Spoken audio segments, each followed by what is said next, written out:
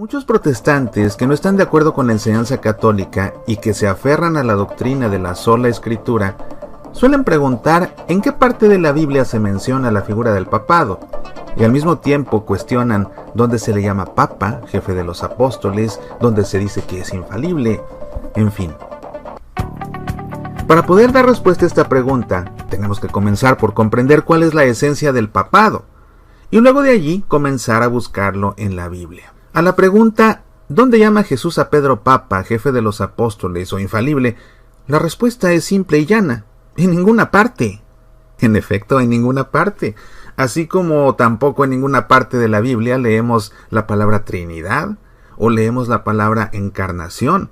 Tampoco encontramos en la Biblia la lista de los libros que tienen que formar parte del canon, es decir, la lista de los libros que deben estar contenidos en la Biblia. Y tampoco muchas otras cosas que los mismos protestantes suelen aceptar, aunque no estén escritas en la Biblia. Y es que en la Escritura, como testimonio de la revelación, se encuentran verdades implícitas y también verdades explícitas, y sobre muchas de ellas, la comprensión que ha tenido el pueblo de Dios ha ido aumentando con el paso del tiempo. Y así como la comprensión va aumentando, también la terminología que se ha venido utilizando va enriqueciéndose, logrando así expresar de una forma más precisa lo que la Iglesia ha creído y creerá por siempre. De ahí se deriva que hoy podamos llamar al sucesor del ministerio ejercido por el apóstol Pedro, Papa, o al Dios revelado en tres personas divinas, Trinidad, aunque estos términos no aparezcan en la Biblia. El problema de este caso concreto es que los protestantes han planteado la pregunta equivocada. La doctrina del papado no depende de su terminología, ni tampoco depende del estilo en que haya sido ejercido a lo largo de la historia. Pero precisamente de estos dos puntos profundizaremos a continuación. Dejemos claro que la doctrina del papado no depende de la terminología. Hoy podríamos no llamar al sucesor de Pedro papa, podríamos referirnos a él de cualquier otra forma, y eso no cambiaría la esencia del papado. Lo que importa realmente no es la terminología, lo que importa es lo que la terminología pretende explicar. La doctrina del papado tampoco depende del estilo con que haya sido ejercido a lo largo de la historia. Muchos protestantes que no encuentran un papa en los primeros siglos cristianos fallan en no entender la esencia del papado. Si su búsqueda la centran en alguien portando el título papa, con aspecto pomposo y casi dictatorial, demandando que todos los cristianos sigan sus decretos sin preguntas, que es la imagen que la mayoría de los protestantes tienen del papado, no la van a encontrar. Y es oportuno citar aquí el comentario del apologista católico Mark Bonocore. No vamos a decir que la perspectiva protestante no tiene absolutamente ninguna validez. Por el contrario, es algo cierto decir que los papas de Roma han actuado con un estilo autocrático y dictatorial en muchas ocasiones en la historia cristiana. Sin embargo, el estilo del papado no define al papado mismo, ni define su existencia en la iglesia primitiva. Así, no debemos tener problema en aceptar que dicho estilo de papado no existía, o que ha ido variando y evolucionando a medida que la iglesia ha enfrentado diferentes retos y situaciones históricas. Pero el papado mismo, propiamente definido, existió desde el mismo momento en que Cristo encomendó a Pedro apacentar las ovejas y corderos de su rebaño y le entregó además las llaves del reino de los cielos. Pero, ¿cuál es la esencia del papado para que podamos reconocerla a lo largo de la escritura y de la tradición? Mark Bonocore nos da un concepto bien concreto y resumido. Él explica: el papado es el ministerio de pastor supremo con poder de jurisdicción de mantener la unidad universal y ortodoxia dentro de la iglesia cristiana. Fue ejercido este ministerio por Pedro y luego lo hicieron los obispos en Roma desde los primeros siglos cristianos hasta hoy. Aquí los católicos debemos responder sin dudar de forma afirmativa. La esencia y el ejercicio del papado en la Escritura. Si hubo días importantes en la vida de Pedro, uno de ellos fue seguramente el día en que Jesús le dio un nuevo nombre. Tal vez hoy en día que a alguien se le dé un nombre distinto no tiene mucho significado. Pensemos por ejemplo en los artistas, que lo hacen antes de comenzar su carrera y se dan a sí mismos un nombre artístico para que encaje mejor en el mundo del espectáculo. Otros simplemente están disgustados con el nombre que sus papás les pusieron y se lo cambian. Tal vez alguna dirá, ¿por qué me tuvieron que llamar Filomena? O alguien más se quejará, ¿cómo se les pudo ocurrir llamarme Pancracio? Sin embargo, en la antigüedad los nombres tenían una profunda importancia, y mucho más cuando Dios mismo era quien daba un nombre nuevo a una persona. Y es que en el antiguo pueblo de Dios, el nombre de una persona designaba la esencia de esa persona, la razón de ser de esa persona, la misión de esa persona. Así, cuando Dios daba un nombre nuevo a una persona, este nuevo nombre venía acompañado de un profundo cambio en la vida de la persona, de una nueva función, de una nueva identidad incluso. Y lo podemos ver en numerosas ocasiones en la Biblia. Por ejemplo, a Abraham Dios le cambió el nombre por Abraham, porque sería el padre de las naciones. A Sarai, que significa madre de reyes, le cambió el nombre por Sara, que significa princesa fecunda en el libro del Génesis. También en el libro del Génesis, Dios cambió a Jacob el nombre por el de Israel, porque luchó con Dios y los hombres y venció. Inclusive el nombre mismo de Jesús está cargado de toda la esencia de su persona y de su misión. Jesús significa Dios Salvador, porque vino a salvar al pueblo de sus pecados.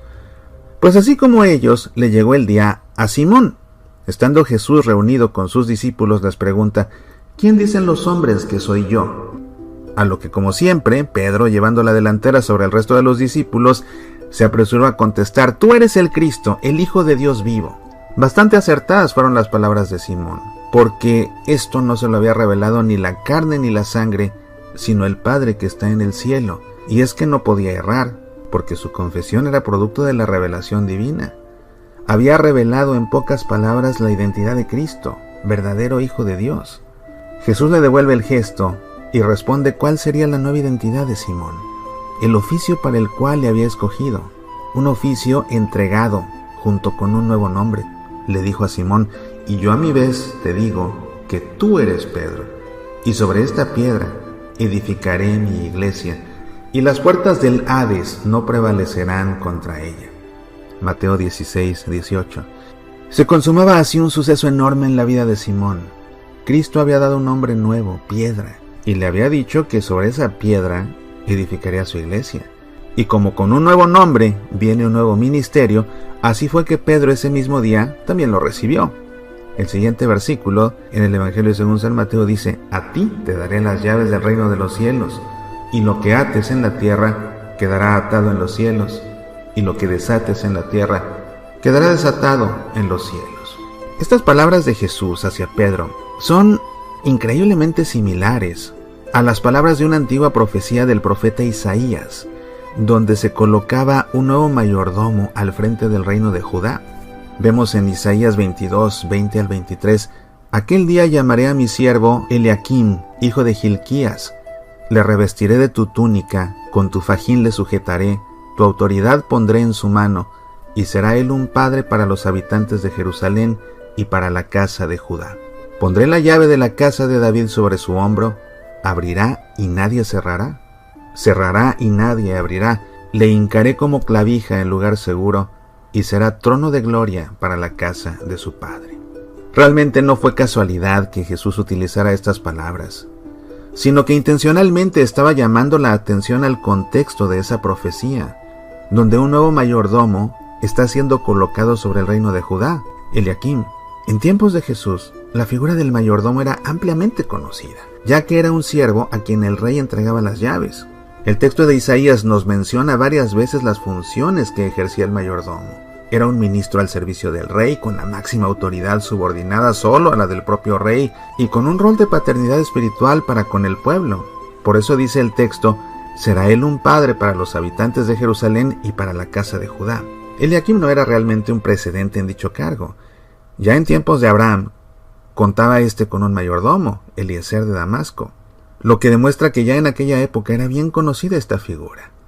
Más tarde, José, el hijo de Jacob, cuando fue vendido como esclavo y fue llevado a Egipto, llegó a ser el mayordomo en casa de Putifar. Dice el Génesis 39:4, así halló José gracia en sus ojos y le servía, y él le hizo mayordomo de su casa y entregó en su poder todo lo que tenía. Llegó más tarde incluso a ser mayordomo en la casa del faraón mismo. Tú estarás al frente de mi casa, y de tu boca dependerá todo mi pueblo. Tan solo el trono dejaré por encima de ti, dijo Faraón a José: mira, te he puesto al frente de todo el país de Egipto. Así sucesivamente encontramos numerosas referencias a mayordomos en los reinados de Judá e Israel a lo largo de los siglos, en el primer libro de los Reyes, en el segundo libro de los Reyes, en el segundo libro de las Crónicas, en el libro del profeta Isaías, por supuesto. Y es importante notar que en todos estos casos había en cada reino muchos ministros, pero un solo mayordomo, con autoridad plena, después de la del rey, y con la autoridad de tomar decisiones que ningún otro ministro del reino podía revocar. Por eso dice: abrirá y nadie cerrará, cerrará y nadie abrirá. Jesús, siendo el heredero del trono de David, también de acuerdo con la costumbre, designa un mayordomo real sobre su reino. Y es en este trascendental acontecimiento donde Jesús llama implícitamente a Pedro Papa, porque es allí, en la entrega de las llaves a Pedro como mayordomo del reino de los cielos, donde se encierra la esencia del oficio petrino. Desde este punto de vista, tiene mucho sentido el por qué el nombre de Pedro proviene del símbolo de la piedra sobre la que se edifica la iglesia. Cristo utiliza una metáfora donde compara la iglesia con un edificio espiritual, donde los cristianos figuramos como partes de la construcción. Como todo edificio, no todos los bloques van en el mismo lugar, ni todos tienen la misma función. Así también en la iglesia los cristianos desempeñamos distintas funciones y ministerios. Pedro ejerciendo un ministerio especial como mayordomo del reino y como cabeza del colegio apostólico, figuraría como piedra sobre la que se edifica la iglesia. Lo mismo que los apóstoles junto con Pedro mismo figurarán en otras metáforas como fundamento de la iglesia, como vemos en la carta de San Pablo a los Efesios, capítulo 2, versículo 20. Pero los protestantes, al no comprender esta distinción, suelen creer que los católicos tenemos nuestra fe puesta sobre un hombre. Su error está en que no comprenden en qué sentido Pedro es la piedra sobre la que se edifica la iglesia. Pedro es la piedra sobre la que se edifica en cuanto a la autoridad instituida por Jesucristo para gobernar la iglesia, mientras que su confesión de fe en la divinidad de Cristo es el fundamento doctrinal de la misma. Cuando los protestantes no diferencian entre ambas cosas, terminan por desfigurar y caricaturizar la posición católica, pensando que tenemos puesta nuestra fe sobre un hombre. El ejercicio del papado en la historia. Al comienzo de esta lección comentábamos que si bien la esencia del papado siempre ha sido la misma, su estilo ha ido cambiando a lo largo de la historia, a medida que la iglesia enfrentaba distintos obstáculos y desafíos. Estando los apóstoles todavía vivos y siendo guiados ellos directamente por el Espíritu Santo, el ejercicio del oficio petrino consistía principalmente en el liderazgo. Es ahí donde vemos a un Pedro como representante del resto de los apóstoles, recibiendo las órdenes de Cristo de apacentar el rebaño del pueblo de Dios. Vemos en el Evangelio según San Juan, capítulo 21, versículos 15 al 17. Después de haber comido, dice Jesús a Simón Pedro: Simón de Juan, ¿me amas más que estos? Le dice él: sí, Señor, tú sabes que te quiero. Le dice Jesús: apacienta mis corderos.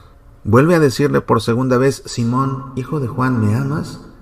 Le dice él: sí, Señor, tú sabes que te quiero. Le dice Jesús: apacienta mis ovejas. Le dice por tercera vez: Simón de Juan, ¿me quieres? Se entristeció Pedro de que le preguntase por tercera vez: ¿me quieres? Y le dijo: Señor, tú lo sabes todo, tú sabes que te quiero. Le dice Jesús: apacienta mis ovejas. Es bastante llamativo este texto porque, si bien el apacentar el rebaño es labor no solo de Pedro, sino de todos los pastores, aquí Cristo se dirige solo a Pedro. Pedro no solo tendrá, al igual que el resto, la labor de pastorear las ovejas, figura que simboliza a los fieles, sino también a los corderos, figura que simboliza al resto de los apóstoles. Nótese que es refiriéndose a los otros apóstoles que le pregunta: ¿me amas más que estos? Es también a Pedro a quien pide Satanás para zarandear como a trigo y por quien ora para que su fe no desfallezca, en Lucas 22, 31 y 32. Quizá más importante de todo esto es que es a él a quien encomienda confirmar a sus hermanos, a los apóstoles, en la fe. Como mayordomo del reino, es quien recibe la revelación de que los gentiles podrían entrar a la iglesia. Esto lo vemos en los Hechos de los Apóstoles 10:28. Es el primero en predicar en Pentecostés. Es quien toma la iniciativa sobre la necesidad de completar el grupo de los 12. es quien hace la primera curación milagrosa luego de la resurrección. Todo esto lo vemos en los Hechos de los Apóstoles. En definitiva, podemos decir que el marcado liderazgo de Pedro en todo el Nuevo Testamento no fue más que el ejercicio de su oficio, pero su estilo de ejercerlo fue mediante el liderazgo del colegio apostólico. Luego que es sucedido en su oficio por los obispos de Roma, vemos que durante los 5 primeros siglos ningún obispo usurpa la primacía para él, sino que se le atribuye según la antigua costumbre al obispo de Roma. En la historia de la Iglesia nos encontramos con apelaciones por todas partes, obispos, patriarcas y hasta herejes, a la Iglesia de Roma. Muchos ejemplos podríamos citar, pero unos cuantos bastarán. Por ejemplo, durante el pontificado del Papa San Víctor, de los años 189 a 198, se da una controversia sobre las diferencias existentes entre la Iglesia de Roma, a las que seguían casi todas las demás, y las iglesias asiáticas, en cuanto al día de la celebración de la Pascua. San Policarpo se trasladó a Roma con más de 80 años de edad para alegar que la fecha en que celebraban la Pascua era una tradición que había aprendido del propio San Juan. Debido a esto, el Papa y San Policarpo mantuvieron la paz. Posteriormente, cuando el problema vuelve a agravarse, el Papa Víctor amenazó con excomulgarlos, y ahora viene San Ireneo, quien tras reconocer su adhesión a la observancia romana, le pidió al Papa que no los excomulgara por el apego que mostraban a sus antiguas tradiciones, siendo que no era una cuestión doctrinal. Y el Papa aceptó no excomulgarlos, e igualmente a la larga terminaron por aceptar la disciplina romana. Otro ejemplo fue Dionisio, obispo de Roma, cerca de la mitad del tercer siglo, quien después de haber oído que el patriarca de Alejandría se equivocó en algunos puntos de la fe, exigió una explicación, y el patriarca de Alejandría, en obediencia a su superior, reivindica con prontitud su propia ortodoxia. San Atanasio, patriarca de Alejandría, apela en el siglo IV al Papa Julio I a partir de la decisión dictada contra él por los obispos orientales. El Papa revierte la sentencia del Concilio Oriental y vuelve a Atanasio a su sede.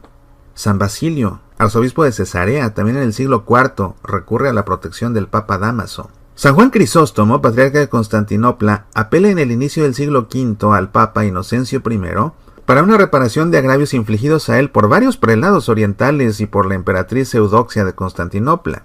San Cirilo, por su parte, apeló al Papa Celestino contra Nestorio, un hereje muy astuto, que también apeló al Papa, pero éste no le dio la razón, sino que tomó partido por San Cirilo.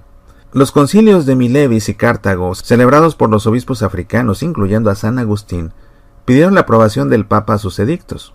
Cuando el Papa respondió, San Agustín se alegró y dio la causa por zanjada. En numerosas cartas mantuvo que nada es más claro que el juicio de la sede apostólica. Cuando Eutiques comenzó a predicar la doctrina conocida como monofisismo, fue condenado por herejía por Flaviano, obispo de Constantinopla, durante un sínodo. Apeló entonces al Papa León, a lo cual Pedro Crisólogo, obispo de Ravenna, le escribió a Eutiques para que prestara obediencia al Papa. Le dijo: «Nosotros te exhortamos, honorable hermano, que tú obedientemente escuches qué ha sido escrito por el bendito Papa de la ciudad de Roma, desde el bendito Pedro, quien vive y preside en su propia silla. Para nosotros, en nuestro celo por la paz y la fe, no podemos decidir cuestiones de fe aparte del consentimiento del obispo de Roma». Para juzgar la causa de Eutiques, en el año 449 se intentó realizar en Éfeso un concilio ecuménico, que fue convocado por el emperador Teodosio II, con la autorización, eso sí, del Papa León I. El concilio fue precedido por Dioscuro, que era el patriarca de Alejandría, y quien apoyaba a Eutiques. Eutiques logró que la carta del Papa traída por los legados papales no fuera leída, y tras esta y otras irregularidades, Hilario, que era el legado papal, anuló la sentencia en nombre del Papa y abandonó el concilio. Posteriormente, en el concilio de Calcedonia, se acusó a Dioscoro de que había celebrado un concilio ecuménico sin la sede apostólica, lo que nunca estaba permitido, lo cual se refería a haber continuado el concilio después de la partida de los legados papales. El Papa León recibió también las apelaciones de Teodoreto y Flaviano y excomulgó a todos los que habían tomado parte en el concilio y absolvió a los que habían sido condenados, excepto a Domus de Antioquía, y fue así como un concilio ecuménico fue anulado por el Papa y llegó a ser conocido como el Concilio Latrocinio. Más tarde, en el concilio de Calcedonia, donde por medio de la aprobación del Canon 28 se intentaba darle a Constantinopla el segundo lugar después de Roma, se pedía la aprobación papal para dicho canon. Y el mismo patriarca, escribiéndole, reconoció que la aprobación de las actas dependía de su sanción. Lo mismo, el concilio en pleno le reconoció como sucesor de Pedro y como cabeza de la Iglesia Católica. Si todas estas continuas apelaciones no implican un reconocimiento mismo de la jurisdicción del Papa, entonces, ¿qué significan? Demos respuesta ahora a las clásicas objeciones protestantes acerca del papado. 1. Cristo se refería a sí mismo o a la confesión de fe como a la piedra sobre la que edificaría la iglesia y no a Pedro. 2. La palabra utilizada con Pedro, Petros, es distinta a la palabra utilizada para referirse a la piedra sobre la que se edifica la iglesia, Petra. Por tanto, Cristo no se refería a Pedro como a la piedra. Veamos la primera. Dicen los protestantes que Cristo se refería a sí mismo o a la confesión de fe como la piedra sobre la que edificaría la iglesia y no a Pedro. Si bien podemos decir que sobre la fe de Pedro se edifica la iglesia, no podemos desconocer que también Cristo se refería a Pedro aquí como la piedra sobre la que la iglesia es edificada. Hay que tener en cuenta que en este momento Cristo está cambiando el nombre a Pedro para hacer un juego de palabras. Tú eres Pedro, es decir, piedra, y sobre esta piedra edificaré mi iglesia. No tendría sentido cambiar el nombre a Pedro por piedra para luego referirse a otra piedra diferente de Pedro. La frase en griego dice epi tautete petra. Epi significa sobre, tautete petra significa sobre esta misma piedra. Así la frase, sin el te, si solamente dijera epi taute petra, significaría sobre esta piedra. Pero con el te, como está escrito en el Evangelio, epi taute te petra, la construcción gramatical fuerza a identificar la piedra a la que se está haciendo referencia, sobre la cual se edifica la iglesia, con la cual se acaba de mencionar a Pedro. Así es Pedro y no otra piedra a la que se refiere Cristo sobre la que edifica la iglesia. Una explicación a este respecto la da el conocido apologista católico Robert Sungenis, quien dice: es importante señalar que aquí Jesús elige la frase epi tautete petra, sobre esta roca, más que la ambigua redacción como epitepetra, sobre la roca, o epipetra, sobre una roca. Utilizando el artículo definido o indefinido, podría parecer que señala a alguien más que a Pedro, mientras el adjetivo demostrativo tauté, está, es más probable que identifique a alguien en la inmediata proximidad gramatical al sustantivo roca. La única otra roca que se ilustra en la inmediata proximidad es Petros, Pedro, el cual es el nombre propio que significa roca. Tomando esto en cuenta, no tiene ningún sentido que alguien pretenda entender que Cristo quiso decir: tú eres Pedro, y sobre aquella otra piedra edificaré mi iglesia. Al menos eso no es lo que dice el texto original en griego. La segunda objeción: la palabra utilizada con Pedro, Petros, es distinta a la palabra utilizada para referirse a la piedra sobre la que se edifica la iglesia, Petra.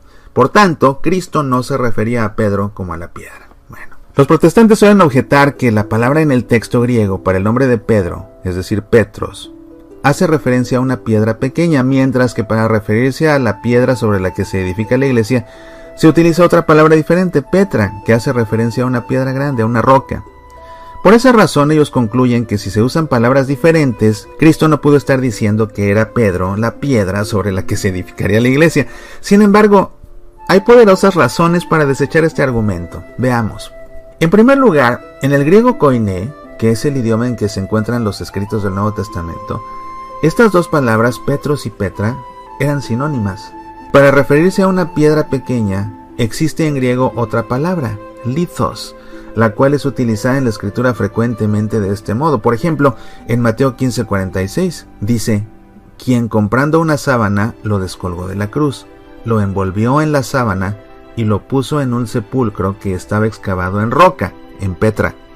Luego hizo rodar una lithos, una piedra, sobre la entrada del sepulcro.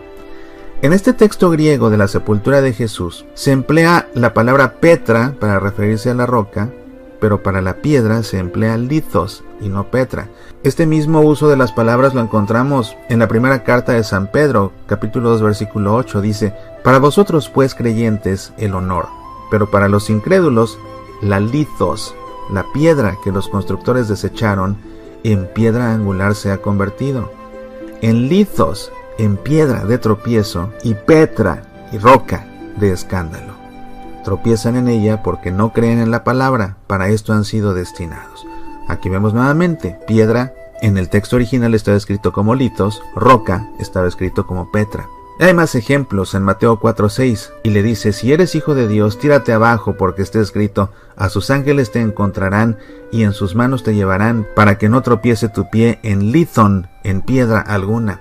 Mateo 7:9. ¿O acaso hay alguno sobre vosotros que al hijo que le pide pan le dé una lithon, una piedra? Mateo 21:42. Y Jesús les dice: ¿no habéis leído nunca en las Escrituras? La lithon, la piedra que los constructores desecharon, en piedra angular se ha convertido. Fue el Señor quien hizo esto y es maravilloso a nuestros ojos. Y así en cada texto donde la Escritura hace referencia a una piedra, emplea en griego la palabra lithos. En cambio, cuando se hace referencia a una roca, se emplea la palabra petra. Pero lo más importante es que Petros no se utiliza nunca en toda la Escritura, nunca, para hacer referencia a una piedra pequeña, sino exclusivamente como nombre propio de Pedro. De querer el texto griego diferenciar entre Pedro y la piedra sobre la que se edifica la iglesia, entonces se hubiera usado la palabra lithos para referirse a Pedro, pero no lo hace, se emplea la palabra petra. ¿Por qué Petros en masculino y no Petra en femenino? Si con Pedro en el texto griego se emplea Petros y no Petra, es porque a diferencia del arameo, el griego sí cuenta con géneros, y no era posible asignar un nombre propio de género femenino a una persona de género masculino. Sería tan incoherente como llamar a un hombre en español Petrina o Petronila.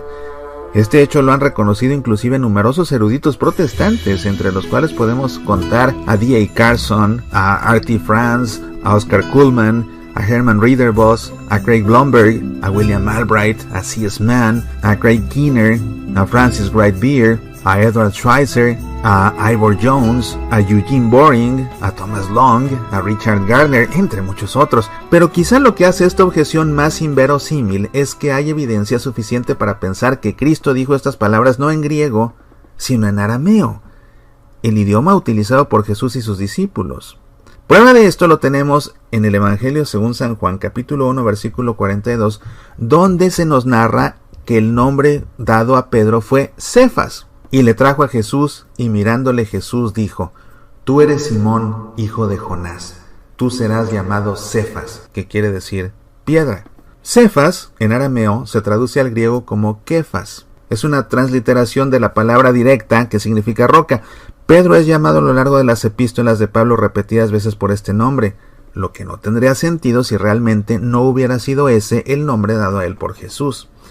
Así, si Jesús llamó a Pedro Kefas, debió decir: tú eres Kefas, y sobre esta Kefas edificaré mi iglesia. Y allí Pedro figura sin lugar a dudas como la misma piedra sobre la que se edifica la iglesia. De modo que tanto la piedra sobre la que se edifica la iglesia y Simón Pedro son lo mismo, aunque los protestantes quieran diferenciarlos. Hay que señalar que Kefas significa roca en arameo, y este idioma, para hacer referencia a una simple piedra, emplea otra palabra, Efna. Si Cristo le hubiera querido dar a Pedro el nombre de una piedra pequeña y no de una roca, lo debió haber llamado Efna en vez de Kefas. Conclusión. Si bien por razones ideológicas y prejuicios a los protestantes se les suele dificultar encontrar la figura del papado en la Biblia, lo cierto es que más clara no podría estar. Como católicos debemos ver el papado como lo que es: un ministerio y don de Cristo a su iglesia, encargado de mantener la unidad y la ortodoxia de la fe cristiana.